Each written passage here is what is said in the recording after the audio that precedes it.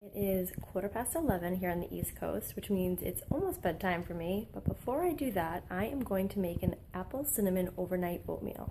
Here's a quick shot of the ingredients I'm going to use. I use rolled oats and steel cut oats for this recipe. My favorite organic flax chia blend. Recipe, I use my 3-quart crock pot, and I absolutely always spray it with coconut oil spray before I put any ingredients in. The ingredient that I add is 1 cup of rolled oats. Second thing I add is a 1/2 cup of steel cut oats. Sometimes I use milk, coconut milk or almond milk, and sometimes I use water. Tonight I'm going to be using water, and I'm going to start with 2 cups of water, and if I need more then I'll add it as I go. I have a little over 2 cups of peeled and diced apples. I have 1 baker's apple, and then I have 3 really small Macintosh apples. So rolled oats are in, steel cut oats are in, water is in, and my apples are in. I like to stir the water, the oats, and the apples nice and evenly before adding any other ingredients into the crock pot. Next, I'm going to add 2 tablespoons of the organic flax chia blend. It's time to add the sugar and spice to the apple cinnamon oatmeal, but I don't use regular sugar. I use syrup. Don't be too shocked. To be honest, I'm not a big measurer. I like to eyeball, but I am adding about 1/3 of a cup. It's not quite full, it's hard to tell, but it's just under 1/3 of a cup of maple syrup.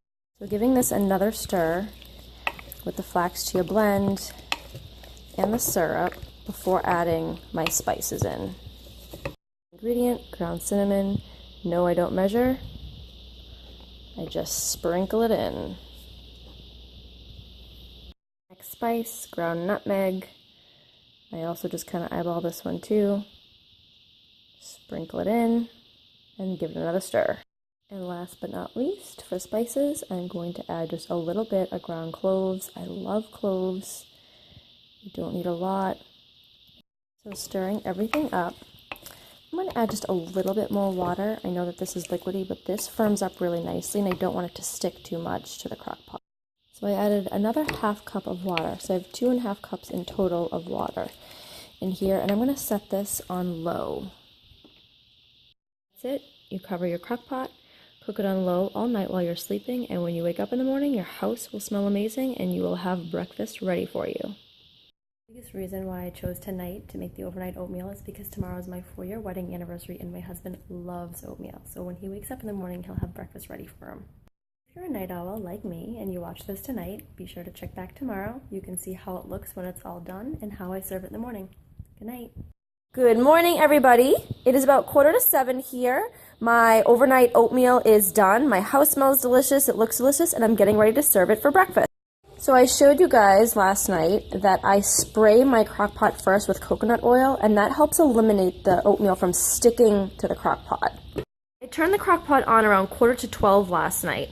Oatmeal really only needs about 4 hours to cook, so I woke up around 5:30 this morning and turned it from low to warm.